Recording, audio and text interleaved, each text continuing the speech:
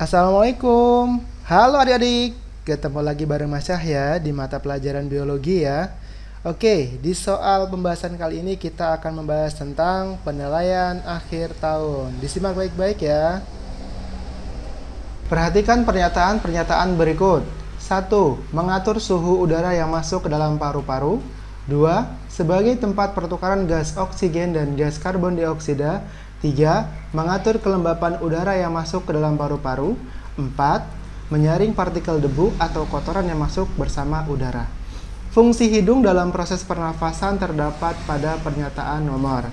Ingat teman-teman, ini materi sistem pernafasan atau sistem respirasi. Nah, hidung dalam kaitannya dengan sistem respirasi, dia adalah organ di mana tempat pertama kali masuknya udara. Nah, berarti pada hidung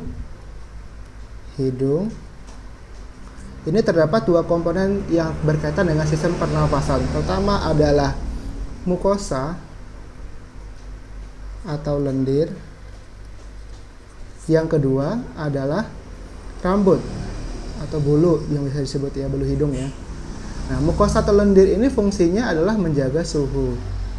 Ya, jadi dia mempertahankan suhu. Kenapa suhu? Karena kita termasuk dalam homoiterum, suhu tubuh tetap. Jadi untuk menjaga supaya suhu luar dan suhu dalam itu sama, maka adalah mukosa. Yang kedua rambut. Di mana fungsi rambut inilah menyaring udara yang masuk atau udara pernafasan yang masuk, sehingga kotoran tidak lanjut ke tahap organ selanjutnya, yaitu tenggorokan. Nah, dua inilah fungsi utama dari hidung pada sistem pernapasan. Kita lihat dari pilihan pernyataan yang di atas. Oke ya. Dari keempat pilihan ini yang berhubungan dengan yang tadi Mas saya sampaikan adalah nomor 1 ya, dan nomor 4. Oke. Nah, di mana suhu dan kelembapan ini keterkaitan ya. Jadi suhu dan kelembapan ini keterkaitan. Oke, berarti yang bukan termasuk bagian dari fungsi hidung adalah nomor 2. Berarti yang ada nomor 2-nya dihilangkan, teman-teman. Nah, dihilangkan nih.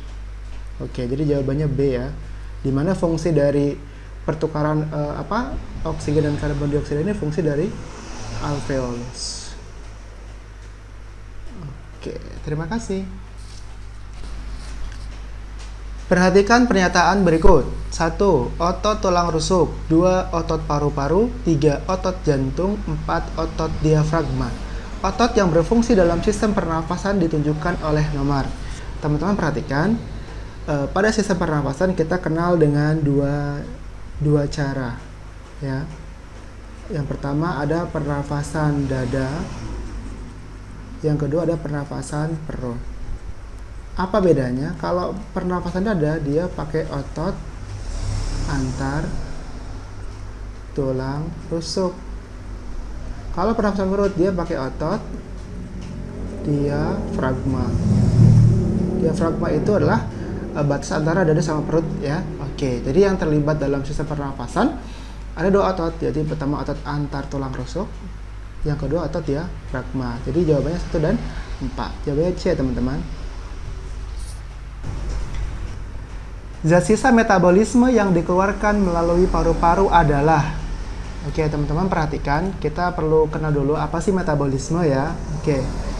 Metabolisme itu adalah proses kimiawi yang terjadi dalam tubuh makhluk hidup ya.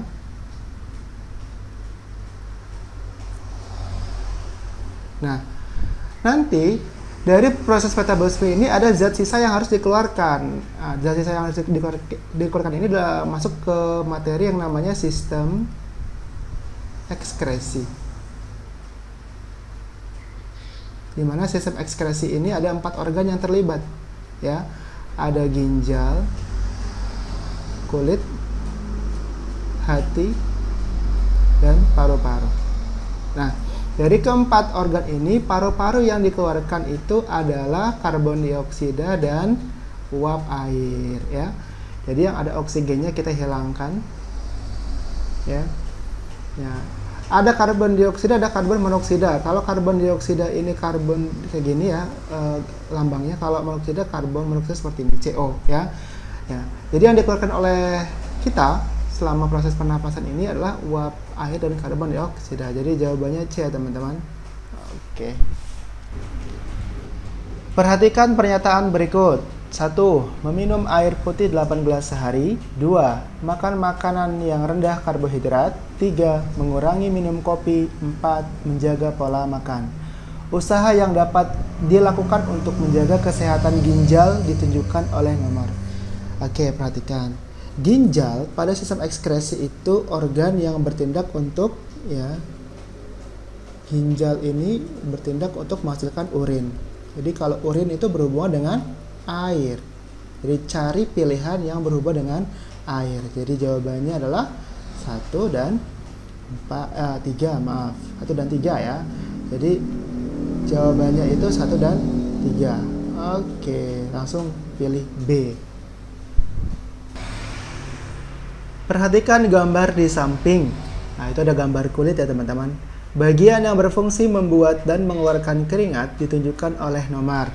Oke, di sini saya sebutkan dulu nomor yang dimaksud ya. Nomor 1 itu adalah lapisan kulit yang disebut lapisan epidermis ya. Di mana di lapisan epidermis itu dia terdapat pigmen.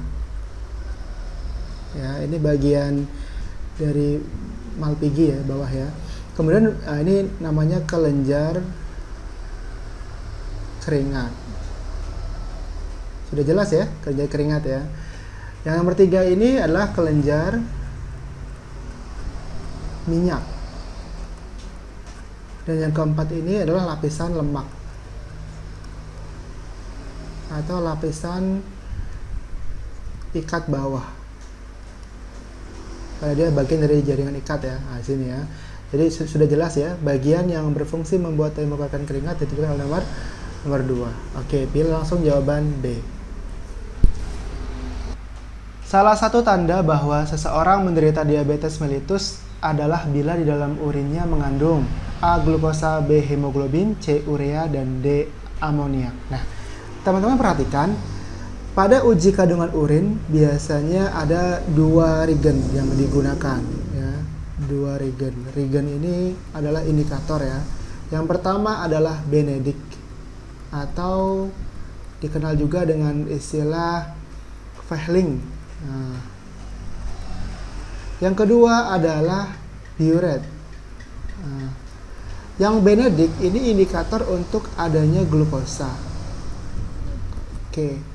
Glukosa ya. Kalau biuret itu indikator adanya protein. Maaf ya, jelek tulisannya ya. Oke, diabetes mellitus adalah suatu penyakit atau keadaan di mana urin seseorang mengandung glukosa.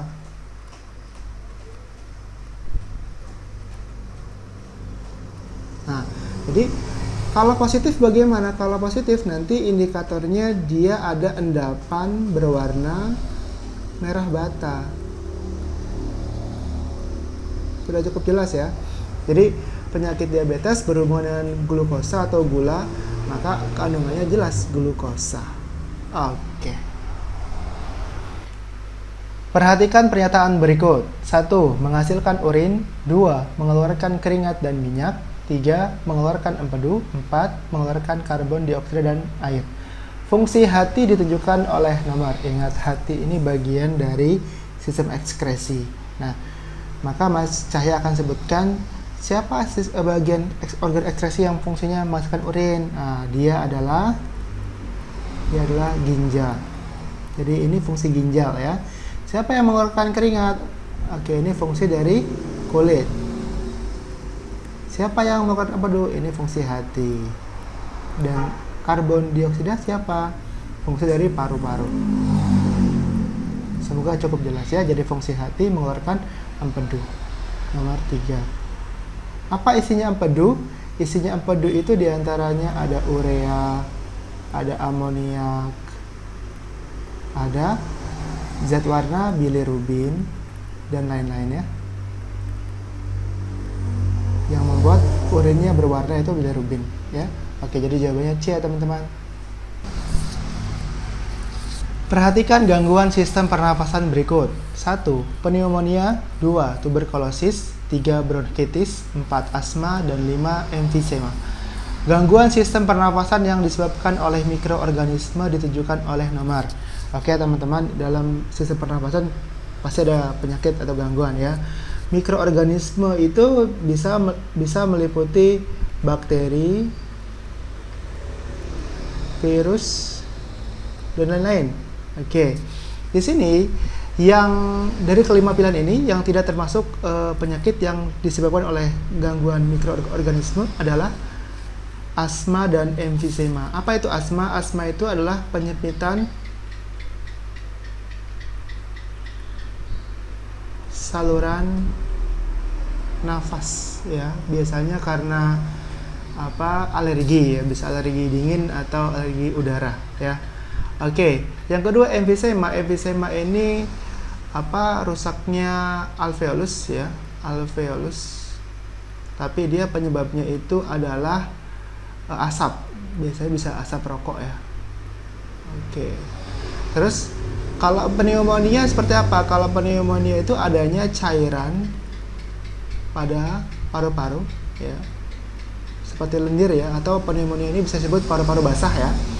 Penyebabnya bisa virus, bisa bakteri. Tuberkulosis jelas ini penyebabnya bakteri, Bacillus Methanobacterium tuberculosa ya. Kalau bronkitis, penyakit di mana ada kata itisnya berarti artinya radang teman-teman. Kalau radang ini biasanya penyebabnya adalah bakteri. Oke.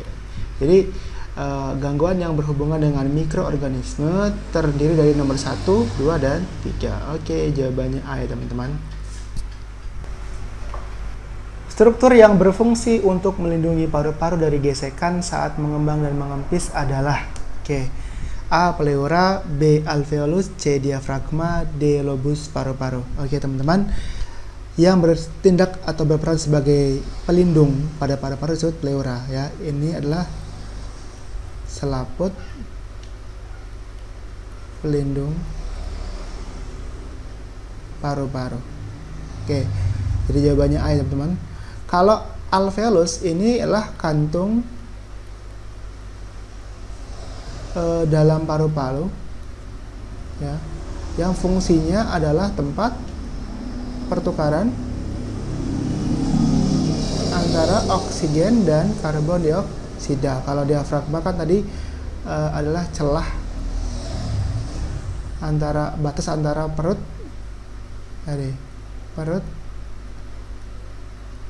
dan dada. Jadi bukan ya, di luar ya. Lobus paru-paru disebut juga dengan istilah alveolus. Oke, jadi jawabannya jelas A ya teman-teman, pleura. Makanya kalau ini meradang disebut penyakitnya disebut pleuritis. Pleuritis ya, radangnya pleura. Oke. Perhatikan gambar di samping. Oke, ini ada gambar dari mulai ginjal sampai urin nanti keluar ya. Tempat untuk menampung urin sebelum dikeluarkan dari tubuh ditunjukkan oleh nomor. Oke, ini Mas Cahaya sampaikan dulu. Ini apa sih nomor 1 gitu kan ya. Nomor 1 ini ginjal teman-teman. Ini ginjal. Yang kedua ini ureter namanya. Ya. Saluran yang menghubungkan ginjal dengan nomor 3. Ini kantong kemih atau vesikula urinaria. Atau kemih, kandung kemih ya. Yang keempat ini uretra. Uretra ini tempat keluarnya urin dari tubuh ya. Oke, jadi ginjal ini teman-teman adalah organ yang membentuk urin. Nah, kalau uretra ini tempat keluarnya urin dari tubuh.